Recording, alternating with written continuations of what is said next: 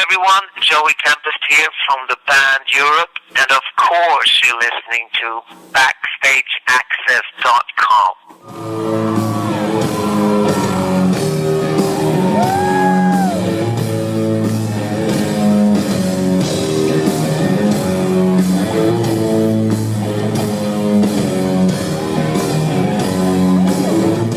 Well, welcome to BackstageAxxess.com. Thank you for taking the time to chat with us today. We do appreciate it. Yes, thank you for having me. Sure. Now, Europe recently released your 10th studio album, War of Kings. Could you tell us a little about the new record? Yes, I can. I mean, it's, as you said, it's our 10th record. It's also our 5th record in our second period of the band, if you like. And it's an extension of our adventure in trying to find a deeper expression and make interesting records and keeping ourselves excited. And it is more of a classic rock record in the sense that we really used a lot of vintage gear and we picked up an old instrument called the Mellotron that gave it's like a retro keyboard that gives the album a nice vibe. We got a good producer involved who we really enjoyed working with, Dave Cobb. We were very creative for 3 weeks in the studio. We recorded very quickly, and everybody was chipping in. And yeah, it's got a deeper expression. I think I'm pretty amazed how these 5 guys from the suburbs of Stockholm have come so long, come such a long way. We sound like we have a more of a deeper expression with a bit of soul and blues in there, and it comes after all these gigs, I suppose, 1,000 gigs, and you get there finally.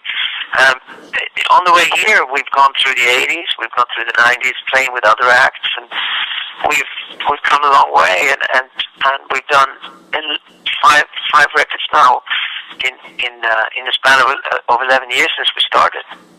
Now the record, like you said, has that classic 70s kind of, a lot of blues in there. Is that a direction that the band has been pushing towards since the reunion? Not really. I mean, we just had an interesting journey. I mean, the first record, Start from the Dark, was kind of a dark album. It was very raw and heavy, and that was where we were at when we met up again after the break. And at Six Society, we started getting some interest from the UK press, I remember. It was more of a modern album. It was more punchy, and we worked with Rammstein's mixer guy, and also we worked with some great people, engineers. We're kind of nerdy when it comes to learning about mixing desks, engineers, and vintage gear, and it's all a big journey for us. And then we did Last to Get Even. That broadened the things up. That was kind of a big album for us. We got a new generation on board. And since then, though, we've been steering more towards maybe the soul and blues thing with Bag of Bones, which we did a few years ago with Kevin Shirley, and now War of Kings with Dave Cobb as producer. So yeah, the last 2 records, we've really gone to the essence and the core of rock with expression in mind, not overdubbing, not overworking, playing live, and really trying to find out what the great artists, how the hell they did it, and try to find the place they were in, how did they do it, instead of overdoing it, overproducing it, overdubbing it. And we're getting there. We're finally expressing ourselves like a proper band, Sure. Now, what about the title of the album and the title track, War of Kings? Where did the idea for that song come from? Well, the riff came originally from the bass player. He sent it to me, and I started to sing over it, and I came up with melodies that sort of was steering me towards old Sweden, and I decided to read a book called The Long Ships, which is a Swedish saga and sort of documentary, I suppose, in a way, of the early Viking years and the kings and the wars that went on. It was chaos, it was self-proclaimed kings fighting elected kings, and it was double-crossing going on, and it was an amazing book to read, and it's loosely based on that. So that's only that song, though. The rest of the songs got different stories. So. Right. Now, the songwriting process for this record, is it a full band effort, or does someone kind of take the lead?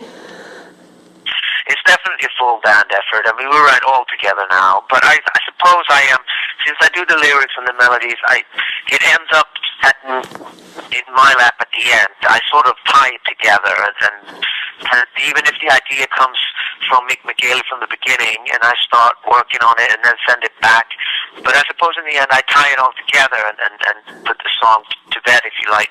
But all of us chip in with ideas and riffs, and yeah, it's really nice. You know, we've known each other since we were teenagers, and we try to have philosophy that everybody can help out, so they feel a part of it, and that's why we're probably still together the same time. Okay. Now, I know that you are going to tour for this record, and you have a show coming up next week in our neck of the woods in Niagara Falls. Could you tell us a little bit about the tour? Yeah, we just started now. We played Michigan last night. We played Milwaukee up now tonight. We just started, really, and it's the first tour of the U.S. since over 10 years. We're really excited. We feel like, you know, America is truly one of the rock and roll countries where I live in the UK, and we tour there quite a lot, and we love to it. And the same feeling we get from coming to the US. So many great artists, so much great entertainment can come from here. And being Swedes, we're very influenced and very.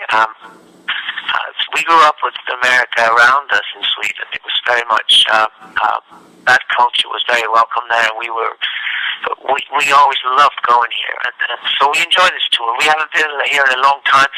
The idea is to reacquaint ourselves with a little bit with fans, and maybe make some new fans and the media, and just start something again and see where it leads. So that's the plan. We're just going over here to start a small fire. You know? Sounds great.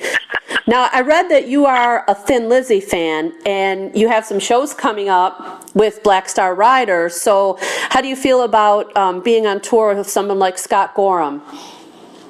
Yeah, it's amazing, because we remember going into Stockholm from our suburb where we live to see Thin Lizzy play, and that was a highlight of our, you know, youth, and we went back to rehearsal after that, and we wanted to be like them, tour Europe, tour US. It's amazing, because Scott Gorham was a big influence on John Norum as a guitar player as well, so it's kind of surreal that we're playing together with them, but they're really cool guys. We've done a few shows with them already, and we get along really well with those guys. They're all really cool. Awesome. Now, your vocals have always sounded amazing, back from the 80s, and this new record is no exception. What do you have to do to keep your voice in top form, especially with, you know, the upcoming tour here? Well, it's kind of, I'm lucky, I guess. It's still holding up and still working, and touring has actually been good in a way for my voice. It has made it mature and kind of make it rounder and huskier on the record. And the other guys seems to like it a lot, the way my voice sounds on the record these days. So that's cool. But I don't do anything to it. Sometimes, if I'm really hoarse or something, I will do some exercise, maybe sing some, play acoustic guitar and sing before the gig, half an hour before or an hour before, and just sing songs and warm up. But I try not to. It's very simple things for singers. You need your sleep. I've noticed when I tour a lot and I don't get any sleep because it's hard schedule or something. Right. It's just the voice suffers immediately.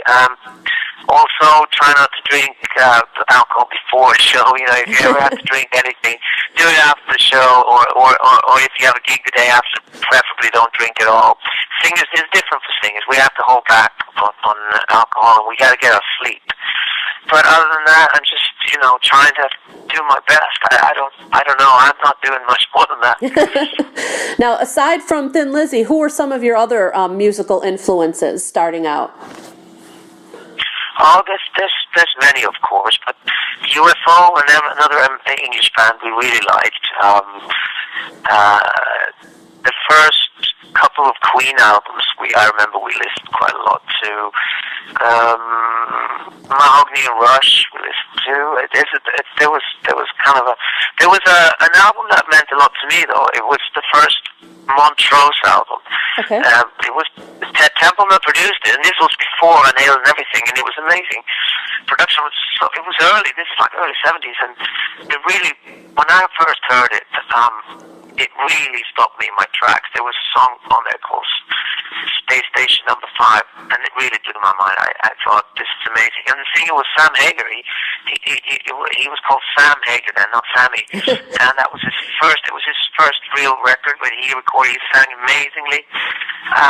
So yeah, that's made a deep impression. Early Deep Purple was very important for this band Europe. I mean, if you want to go to the essence and where it all began, it's Made in Japan, the live album Deep Purple made. Okay. That's I always say that to young bands if they ask me, well, where do I start? Well, start there. You know, it's great musicianship, great feel, great band, great songs. So, and early Led Zeppelin 4 and albums like that. Okay. Now, I know you've probably been asked about the Final Countdown tens of thousands of times, maybe more, but it is one of the biggest and most easily recognizable songs out there, and even people who aren't familiar with any other music from Europe, they're familiar with that song through sporting events, and I've even heard people playing it in the business community at office meetings and things to get the sales teams and whatnot pumped up. What do you think about all the success of that song and how far it's come, people's cell phones ringing to that song and all that sort of thing? Yeah, it's amazing. I mean, I wrote that in college. I didn't finish the song. I finished the song when we did our third album. And we wanted it to be an opening track for our show and our album. We thought it was special. We thought it was unique. It was over 6 minutes long. We had no idea that this would be played on radio or anything like that. We knew it had something special. It sounded a bit like a soundtrack almost. So we wanted to do it, and we opened the show with it. And then all of a sudden, it just started having a life of its own. And since then, it's just been out there on its own, you know, doing its thing. We see it differently. We see it as an album track, and we still see it as a live track that we love to play. So every night we love playing it. You know, it's impossible to explain. You know, we never knew that it would become such a big song. To us, it's a special song that we like playing live. You know. Great. Now, I know you have a video out for War of Kings, but the industry has changed so much since the 80s and the Final Countdown video. How does everything affect how you go about making a video nowadays? Everything's not about MTV, of course, anymore, and everything's online and streaming. So how does that change, you know, the perception of your videos and how the process goes with the making of the video? Yeah, we still think videos are important. We think both albums are very important still, I think. I got a bit disheartened about 5 or 10 years ago. Big artists started saying we're not going to make any more albums or videos. The music is going down, the business is going down. And we never felt that. We thought, I think it's even more important then to do it, to put heart and soul and labor of love into videos and into albums.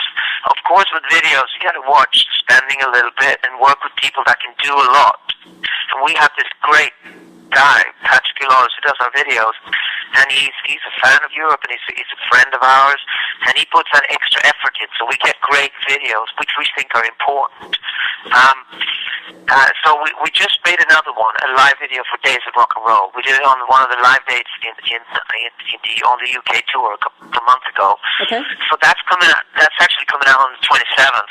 Because I wanted that feeling, like you said, about those live videos, Final Countdown videos. I wanted to capture that.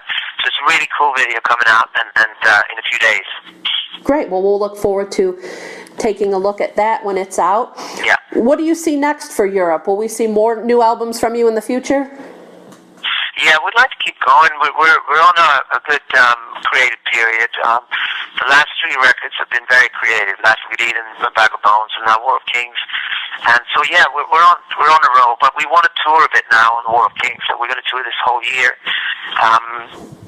We'll do the US now, and then European festivals, and then we do the European leg of the tour in the autumn up to Christmas. So if we go into the studio, it'll be next year, and yeah, we're just going to keep building again. That's what we've been doing since 2004, building it slowly. Some countries have caught on, and they really like the new Europe. Some countries are more favorable.